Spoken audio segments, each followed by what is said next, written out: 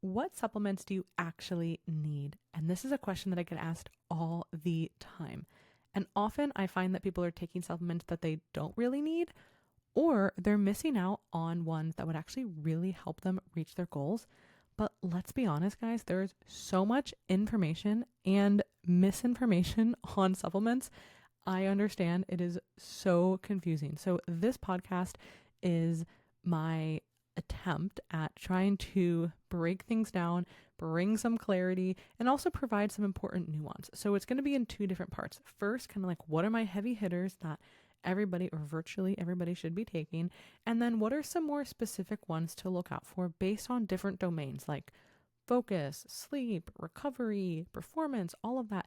And so you can feel empowered to make the choice on what you should look for and really just have some clarity surrounding supplements. So welcome back to a new episode of Undefined. I'm Lauren Conlin. I've been a nutrition coach for the past 12 years, and I'm currently in school to be a mental health counselor. And this is what I call a variety show. So oftentimes we are talking about physical health, sometimes it's mental health, sometimes it's stuff just in the industry, other times it's client scenarios, maybe it's just things that I want to talk about and are on my mind. So I would love to make this show interactive. And if you guys have a question or a situation or a topic that you want covered, check out the show notes. There is a Google form link and it's completely anonymous, so you can fill out with as much detail as you want, or just drop a comment on a different topic or situation that you'd like me to cover in the future. So without further ado, let's talk about supplements. So my heavy hitters, like the top four or 3 to 4 that I recommend virtually everybody, and we'll kind of get to the virtually everybody part, would be fish oil, creatine, vitamin D, and Asteris protein powder. We'll get to that part as well. First up is fish oil, and omega-3 fatty acids in particular have been shown in the literature to do a lot of really fantastic things. They can improve cognitive function, they can decrease triglycerides, reduce inflammation. There's been some indications for mental health improvements in terms of focus, especially with ADHD, and also help potentially with insulin sensitivity. So a lot of really great things coming from omega-3 fatty acids, and the two that are most important are EPA and DHA. Now, do you have to supplement with a fish oil product? Not necessarily if you are eating a lot of fatty fish every single week. I do not know a lot of people who do that. I have rarely met someone in my life coaching or just in my regular life that does that. So having a fish oil supplement can be so helpful. Now, I'm not going to get into the weeds on which one is better, like what type of fish oil. You can do extra research if you want. Dr. Rhonda Patrick, fantastic researcher in general, and talks a lot about longevity and health and fish oil in particular. So check out her stuff if maybe there's a specific recommendation. But most of the literature talks about just looking for an efficaciously dosed amount of EPA and DHA. An efficaciously dosed just means it has enough to do what it says it's supposed to. And you're going to want to look for 2 to 3 grams or 2,000 to 3,000 milligrams of EPA and DHA. Here is the kicker. A lot of times you're going to see fish oil that looks really cheap. Like if you go to like a big store and you're like, oh my God, this is like such a great deal on fish oil.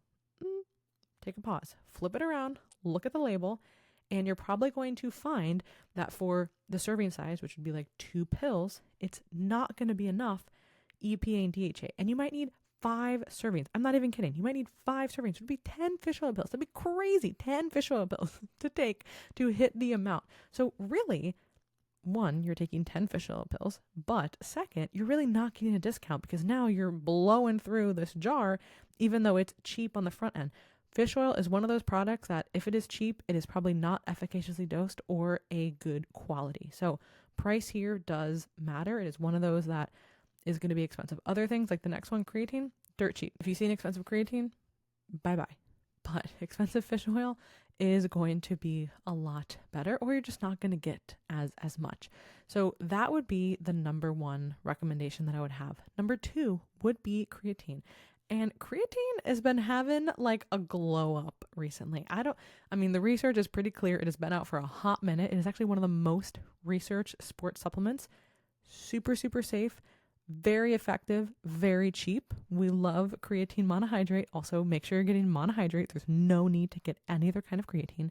But there's been a couple studies recently that have come out in terms of like cognitive health and also mental health, especially with depression, that I think maybe have kind of like contributed to this glow up. I'm not really sure, but I feel like more people now are talking about creatine, and I am here for it. It's one of those things like, you know how like lifting weights is like more common now. Creatine is more common, and that's a huge win for everybody. So the main reason it's been studied and been used for so long is an increase in strength and power output during resistance training. So that is great. And that works for really all populations, all ages. But now there is more research on cognitive performance and mental health, especially when it comes to aging. And also, like I mentioned, there was a really cool study where it was treatment resistant depression. And they moved categories in terms of like severe, moderate, mild. And the group that was in the mild or the moderate category moved up to mild symptomology, which, I mean, that's a pretty big deal just from taking creatine. So again, really no downsides, like virtually no side effects, very cheap. And I would recommend getting 5 to 10 grams. Now, people are talking about taking 10 grams if you want to make sure that you're having enough for the training performance as well as the cognitive benefits here. And what's great about creatine is that it's usually unflavored, so you can kind of like put in anything. I'm kind of forgetful with stuff, so I try to just do it like whenever. There's really no time that you need to do it. Like literally earlier, I put this in my yogurt. You might be going, that's repulsive, but you really don't taste it. So like it could be something as simple as I put it in Chris's protein oats, and like you really cannot taste it. So get in your creatine. She's had a glow up recently, and I am so here for that. Now, next would be vitamin D. And this is where I say virtually everybody, because yes, maybe you're having fatty fish multiple times a week, and maybe you have enough vitamin D and you don't need to supplement. However, I have looked at hundreds of labs from clients, and almost everybody who is not supplementing with vitamin D is deficient. And vitamin D is great because it can help with hormone production, mood, energy, sleep, immunity, all of that. So really, really great thing to take. Also, again, not super expensive, but most of us are not getting enough because we're not getting enough. I'm looking at the sun outside, the sun exposure. A lot of us are not getting enough direct sun exposure on a daily basis.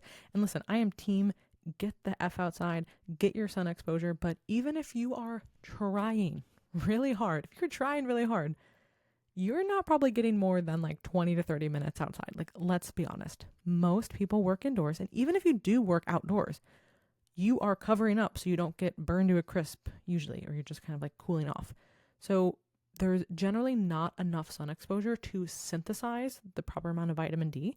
So this is where supplementing is important. This also matters, like your genetics. Some people just are really, really low.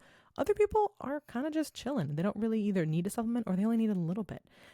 Where you live really matters. If you live somewhere that's overcast and not sunny all the time, you're also probably going to struggle. So here is where you're going to want to get a blood panel done. You can do this through your doctor if they are cool with that, or you can do something like a Life Extension, which is where I order usually most of mine from, and you can get it as part of a panel or just vitamin D, and you would then see like your baseline. So you're going to get the range, and it's going to be from 30 to 100 nanograms per deciliter. That is like the range that's recommended.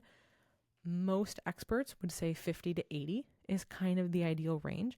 So basically see where you're at, and that is going to influence how much you take. So for me, I've done this enough to where I know if I'm taking it between 4 to 5,000 IUs per day, I'm going to be in a good kind of area. If you're already really close to that 50 or 80, maybe you only need like 2,000 IUs or 4,000, every other day, something like that. Because sometimes the pills don't come or the product doesn't come in like a lower amount. Sometimes it does. Or maybe you're really, really low and you need to take 10,000 to boost you up for a while. So that's where blood work really is going to help. And I would recommend doing it at baseline. Be consistent with your supplementation for 3 to 4 months, retest it, and then you have a general idea. It's not like you need to test it every 3 months to see where you're at. I would say that once you kind of have like that groove, you're good to go. Now let's talk about protein powder and why I said asterisk at the beginning. Do you need protein powder to reach your goals? No. But when I am thinking of helping someone, I am looking at how do we make this easier to implement for them and check off a lot of boxes with one thing. And to be honest, most people are not eating enough protein. If you eat plenty of protein, then just fast forward a couple minutes because you don't need to hear this. But for most people, they struggle, and maybe not even every day, but maybe just some days when they're extra busy or they have a lot of things going on. It's just good to have, and it also tastes good. So it's convenient and it tastes good. And I know that the upfront cost seems like a lot, but when we look at like gram of protein powder versus something else that maybe is packaged or even like meat, it's really not that expensive. So upfront, it looks like more, but you're actually generally saving. So what are some of the ways that I would use protein powder? One would be around training. You want to make sure that you're having enough protein, for muscle protein synthesis and building and recovery and all of that. So it's not a requirement to have it around training if you're eating enough, protein pre and post. But I have found two specific instances, one instance and two different kind of client archetypes that really benefit from this. So one, if you are somebody who you finish training and you are starving, if this is you, you finish training and 10 minutes later, you're like, yo, if I even just see the pantry, I'm raiding it. I'm going crazy. I'm so hungry. And that monster it needs to be tamed, right? Because good things are not coming from there. This is where having a scoop of protein, like a whey isolate, so helpful. Kind of just takes the edge off. The other client archetype that I find the same solution for is the client who's just not hungry after training. Their appetite is so blunted for hours, but they actually need protein to, help with this whole process and get enough during the day. This is where having a shake, super helpful also, especially a whey isolate, super thin, super easy to digest. Wham, bam, you got 20 to 40 grams of protein. Add in your creatine if you forgot to take it earlier. There's a lot of great things you can do there. And it just makes it so easy. And again, I'm thinking in the lens of how are we getting a lot of positive things done, checking multiple boxes and less mental bandwidth. And it's also something too that can be nice to have on hand, more of a blend where you can put it into things like protein oatmeal or protein pancakes. So that's something where I like to have a blend because you can use an isolate, but a blend just tastes better because it's going to be, I'm not thinking of the right, I'm thinking of it's gelling together better. That sounds horrible, but it makes it just a better texture. When I make Chris's, I make them too, it just depends on the day, but protein overnight oats, chef's kiss with First Form's level 1, chef's kiss. Ice cream cookie all day, or the salted peanut butter, all day. And that's the other thing too. When we're talking about hitting someone's goals, we want to think about enjoyment too. It's not, most people, again, outside of bodybuilders, most people want to eat things that taste good. So how do we leverage that? Having something like a protein powder a couple times a week can really be useful. Salted peanut butter, yes, I'm so in. And just having that on hand, even if it's not every day, it can be great. So, all right, I feel like you guys got the protein part. There are people who make it seem like you have to have it or you shouldn't have it. And that just is a really silly conversation. So I feel like it can be useful for most people, not required, but can be useful. So those are my top 3 to 4 products that everybody should be taking regardless of their goals. And now we're going to move into more of these specialty products. And this is where you are going to have to say, what do I need? And really think of supplements here as filling the gaps for you on what you might need at this moment. And what you need right now might be different than what you need in 6 months based on your goals and based on really stuff that's going on in your life. And there are a lot of products that are going to be singular products that are great. There's other things that are going to be blends or generally presented in blends. I'm going to talk about GDAs. Generally speaking, that's going to be multiple different products within one product. And so I really tried to cover a lot of things here. I took some notes because I know how I get, but I'm sure I'm going to edit this and go, oh, I should have added this product. So if there's something that I missed and you have a question about it, just drop a comment, let me know. The first specialty product I want to talk about are carb powders. And you might be thinking, why would a carb powder be that important for you to talk about that next? And hear me out. It is so useful for 2 different settings. First, in a diet. Yes, you heard me right, in a diet. And second, when a client is struggling to get in their carbs, and that could be for a variety of reasons. Maybe we're pushing food, maybe they're full, maybe they're busy, maybe they forgot to eat, they're kind of just gassed from training. Any one of those things, those two areas are when carb powders are super, super helpful. So first, when we're in a diet, the first time I heard this was with my previous coach, Cliff Wilson, and he, we're deep into prep, and he's like, "Are you having your carb powder still?" And I'm like, "No, bro, we're having like 90 carbs. I'm not having a carb powder." He's like, "Trust me, it will be helpful." And I was like, I just don't know about this. And I was like, "I'll just try it though." He hasn't steered me wrong. And, even like 10 carbs intra workout was so helpful because listen, 10 carbs when you're eating 90, like you're already hungry. So just had to deal with it. But what was helpful was because the carbs are so easily digested and you can actually like feel them during the session, it kind of helps you through that second part where you just get pretty gassed out, especially when you're deep into a diet. So really, really love adding carb powders at that point. I get it. It's a hard sell, but that is one time. The other one is pretty much is more common and something that really everybody can relate to. If you're someone who is struggling to get in enough food, or maybe you forgot to eat, it's one of those things, kind of like with protein powder. Maybe you don't have to have it every session, but it's good to have it on hand because it is something that you can just easily add, throw into your gym bag, like just kind of have ready. And maybe you're really pushing food and you're like, I just can't really hit these targets. This is where like, you're not going to have 10, maybe you're having 20, 30, 40 grams. Now, granted, I want to make sure that you're still having enough fiber and micronutrients. So if those boxes are checked and you want to have more carb powders, that's fine. So I work with clients who are really having it kind of on both ends in a kind of a push phase or a dieting phase. And also, like I said, if somebody forgets to eat, which I work with a lot of clients who are just really, really busy and they kind of forget to eat sometimes. Like, but I want to make sure I have a good session. This is when that can be helpful. Also, most carb powders have electrolytes in them, which can give you an added boost. And that is the next recommendation. Not everybody is going to need an electrolyte product, but that could be really helpful, especially around a training time. Now, if you're just sitting around at your desk, I don't really think you need to be having electrolytes unless this is something that you know for yourself specifically, but this is really helpful for training purposes, especially if you're someone who sweats a lot and you're, in a hot and humid environment or hot and humid gym. So something to add in. Those are also not super expensive and you'll have a great pump as well. So added meathead bonus. Now, something that is very polarizing, which is so interesting why this is so polarizing, but greens powders and or multivitamins. Now, why would somebody want to take these products? Generally speaking, the way that I think of them is filling gaps. And that's what I really think about most supplements are. They are filling gaps. And in a perfect world, everybody is eating a very well-balanced, nutrient-rich diet that is very varied in the types of foods that they're eating, and they're getting a ton of variety for their gut. But I live in the real world, and most people are not doing that. Also, if somebody is in a calorie deficit, they're most likely not hitting all of those micronutrients and vitamins and minerals.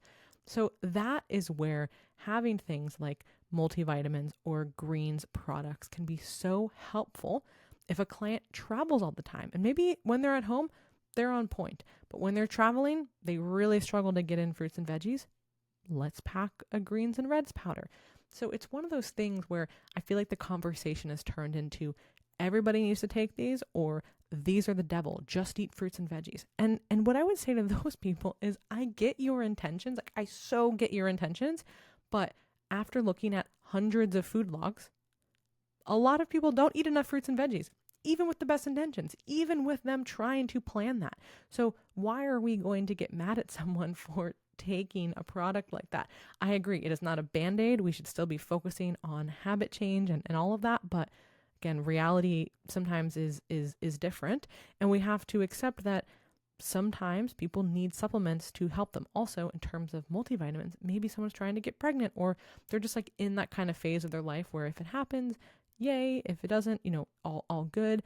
That's where maybe taking a prenatal vitamin could be great. So not going to say that everybody needs something like that, but it also can be really, really helpful to make sure you're covering those bases, especially in times of need, like a diet or traveling, or really just a time where maybe you're not having as, nutrient rich food as you would like. Next up is going to be a GDA. So generally speaking, this is going to be a berberine based product, but GDA stands for a glucose disposal agent. And what this does is, as the name indicates, it disposes of glucose. So it basically takes it from the bloodstream, sucks it up, brings it to the muscle. And what that's going to do is it's going to bring down your blood glucose levels. And it's also going to shuttle more nutrients, hypothetically, to your muscles. Now, that sounds amazing. It doesn't mean like, oh, I ate like an asshole and I get to take one of these and all is cleared. No, but it can help if somebody is struggling with their insulin sensitivity or they are pushing food, which generally can happen at the same time. Another thing that it can be used for is in a dieting scenario. If you are clearing the body of blood glucose, you can tap back into using fatty acids sooner. So it can help indirectly with some fat metabolism. So not anything that has to be taken by any means, but it's something that I have used over the years with really great success and also with clients. Most products are going to be, like I said, berberine based. However, you're going to see some other products that are going to be in there, like I always say Banaba extract. I don't know how to say that word. Chromium is another one. Alpha lipoic acid, or ALA is going to be another one. So generally speaking, this is always going to be a combo product, but berberine is going to be like the heavy hitter main driver of those ingredients. And people will ask me when to take them. And it's really important that you take these with carbohydrates, because if they're doing their job, they're bringing blood glucose down. So if you're not eating any carbs, it can make you feel a little bit hypo. So want to be careful with that. So generally speaking, I recommend pre-workout, because post-workout, you've already trained. So you're more insulin sensitive just from training. So you don't need it in the post-workout window. But pre-workout, you're going to be having most likely a higher carbohydrate meal. And then it's going to be, utilized better during training. So pre-workout meal is going to be number one. And if you're taking it twice a day, I would just say at the next highest carb meal that you have that day. Glutamine is a really popular supplement that most people will take for gut lining and inflammation. And I would say that there's moderate evidence for this. It's not anything that's like outstanding. However, some people have really great benefits with this, and it's one of those not super expensive ones. So if it's something that you want to experiment with, I feel like it really can't hurt. So definitely want to try that if you feel like you're having any kind of digestive issues. And also some people say it can help with immunity. I feel like that's even lesser of evidence, but really with the gut lining and inflammation. Now, joint support, this is something that, again, it's going to be generally like a combo product where it's not really just going to be like one thing. Oftentimes you're going to see like a trademarked ingredient, and that's actually a good sign. And you can always just look up like the white papers on what does this trademark ingredient do. But generally speaking, it's going to be something related to, of course, joint health and also reducing inflammation. Just want to make sure that it is properly dosed. And that's something where if you see a trademark ingredient, you can look that up to, see, okay, well, these papers are saying you need 500 milligrams and it's only 250. Okay, well then I need to take double to probably see the benefits here. And again, joint support, is that for everybody? Absolutely not. As I have gotten older, which I am not even old, but I randomly went to a run club a couple times and I thought my knees were made of glass, like literal glass. So I was like, I need to get some joint support. And it actually really did help. I was using the one Joint Mobility from First Form, and it really did help. And I was like, okay. And I'm really drawing a blank on there's a trademarked ingredient in there. And I was like, oh, this is probably why it's actually useful. And so for some people, you're going to maybe need some more joint support. Other people are really not even going to think about that, but they need GDA.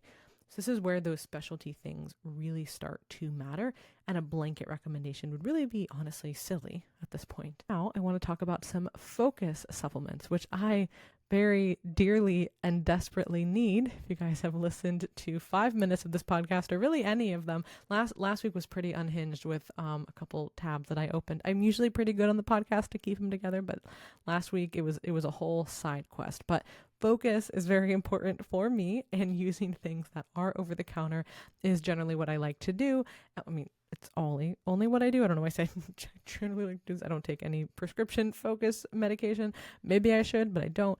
And so focus and productivity, super important to me. And this is where, again, there's going to be a lot of different products are generally called nootropics. That's kind of like the general big, kind of umbrella term that you're going to see. But things like Huperzine A, like what a name, lion's mane, ginkgo biloba. I always want to think of Bilbo from Lord of the Rings. You know what I'm talking about. Actually, maybe you don't. Ginkgo biloba. Hopefully I said that right. Banaba extra, all these names for these supplements. So those are some really great ones. Of course, caffeine can help. Some people have differing responses to caffeine. And this is something where I find when I take caffeine, I am more kind of settled and like dialed in. I do not understand caffeine jitters. I don't ever get anything kind of like that. But some people do. Some people are very, very sensitive. Some people can't have caffeine past noon or they're like wide awake. Couldn't be me, but that's where you have to know for yourself how that feels. Also, there is synthetic caffeine versus more natural caffeine. So, and people might say, well, that doesn't really seem like it would matter. If you are a caffeine aficionado like myself, you can feel the difference. There is absolutely a difference of like energy drink caffeine versus coffee or coffee bean extract caffeine. 100%. So maybe you don't feel that way, but I definitely do. So look at different products and, dose caffeine appropriately. And it would depend on how that wasn't even on my list. Oh my God. My favorite supplement of all time, caffeine. It's really like a macronutrient to me at this point, but how you want to use caffeine. Like for me, it's mostly for focus. Clearly, I'm going to time it around that versus like before, maybe I would have done it for like training purposes, but now like my training doesn't matter quite as much. So it's really just for like health and some aesthetics and also for me to feel grounded and regulated. But yeah, time your caffeine if you want to around focus bouts. And yeah, Huperzine A, lion's mane, ginkgo biloba, I think I nailed it that time, are well studied and great for this. And one of the companies that I work with, Cured Nutrition, they have a bangin' product that has these in it, and it's called Flow. Love that stuff. So you can check that out if you're interested. And then I'll actually link some stuff in the show notes as well for you guys. And then lastly, some like sleep, recovery, relaxation kind of products. So I say sleep, it might not just be for sleep because something like L-theanine is not for sleep, but it can be in sleep products or just kind of like chill out relaxation products. Also, a lot of now stimulant products use L-theanine to kind of cut some of those jitters for individuals because it can help with anxiety. So L-theanine honestly has had a glow up as well. So really great product, is being used in so many different things. You could also take it just on its own, but a lot of times it's going to be in these kind of products. So L-theanine, ashwagandha, we know is a great one. I know that kind of became almost like a meme like for a while, like, oh, I'll just take some ashwagandha to the face. And it's like, no, it actually does work. So it's not just like a joke. It's not going to fix all your problems. Like if you're literally like bonkers, stressed out of your mind, pounding ashwagandha is not going to do much. But on a general basis, it can help you regulate stress and also help, of course, with sleep and relaxation. Now, CBD, CBN are really helpful as well. So CBD is going to be, this also became very, very interesting over the, honestly, like past several years, the interest in CBD and then the absolute like implosion of CBD, like in terms of the industry and front facing stuff. And then like really, I think we're getting back to the calibration point where companies are using it and people are using it in the appropriate way, not like everybody and their mother is promoting gas station bullshit products that don't even have CBD in them and saying that it cures everything. Like, no, it doesn't. But cannabinoids are very, very useful for a lot of different things. So it 100% works. You just have to make sure that it's a high quality product, and it can help with, again, stress and just regulation of mood and inflammation. So it could be in a focus product to kind of keep you more level, or it could be in like a sleep relaxation type of a product. A lot of the products with Cured, because it is a CBD based company, are going to have that in it. And then lastly, potentially controversially, microdose. I love when things autocorrect. I typed microdoses and it microbuses. Yeah, a microbus of THC. I'm just having this visual like a psychedelic bus. Okay. And it's like really tiny because it's a micro. Anyways, microdoses of THC. Now, we're not going to get into THC. It is not my intention for this podcast to go into it, but on a surface level, THC can be useful in small amounts. Large amounts can help with sleep initially, but it can cut REM sleep and it can create some issues with dependency. And especially when you aren't using it, you can have some really bad rebound insomnia and nightmares. And anybody who's ever smoked too much weed or taken too many edibles for too long and then stopped, you know what I'm talking about. And if you haven't, I'm happy for you, but it is not great. And I would say that it is one of those things that used in small amounts can be really, really beneficial for a lot of things, and sleep is one of them. You do want to cycle that for sure. Anything, kind of like most things in life, when it seems too good to be true, you're like, should I be doing this every day? And some people do. Some people do, and that is medicinally like their choice, and the pros outweigh the cons for them. Absolutely. We're talking about like higher doses here, and this is not a podcast about that, but some sleep or relaxation based products are going to have what they would call a microdose of THC, and that's going to be like 1 milligram.